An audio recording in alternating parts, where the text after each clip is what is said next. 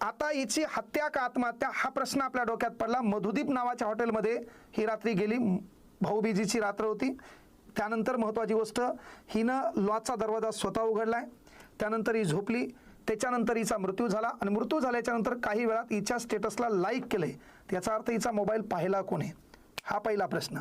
ती जेव्हा हँगिंग होती तेव्हा तिच्या नातेवाईकाला फोन लावण्यात आला का, नातेवाईक येईपर्यंत तिची बॉडी खाली उतरवली कोणी, हा दुसरा प्रश्न।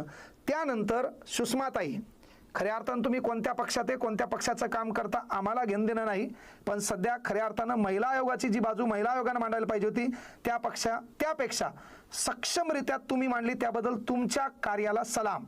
आता सुषमाताईचं म्हणणं आहे की जेव्हा 4 वेळा ह्या ताईनं तिच्यावर प्रशासकीय यंत्रणेचा, पोलीस यंत्रणेचा, स्थानिक राजकीय लोकांचा काही अन्याय होत असेल तर त्या संदर्भात तिनं 4 वेळा कंप्लेंट केली। त्या 4 कंप्लेंटमध्ये तिनं निरीक्षक हा शब्द लिहिलाय, तर त्यामध्ये निरीक्षकामध्ये जे री आहे ती दीर्घ लिहिली, पण तिच्या हातावर जी सुसाईड नोट आहे आणि त्या सुसाईड नोटमध्ये तिनं जे दोघांचे नावं घेतलेत, प्रशांत बनकर आणि गोपाल बदने, पोलीस उपनिरीक्षक, त्यामध्ये री मात्र पहिली आहे।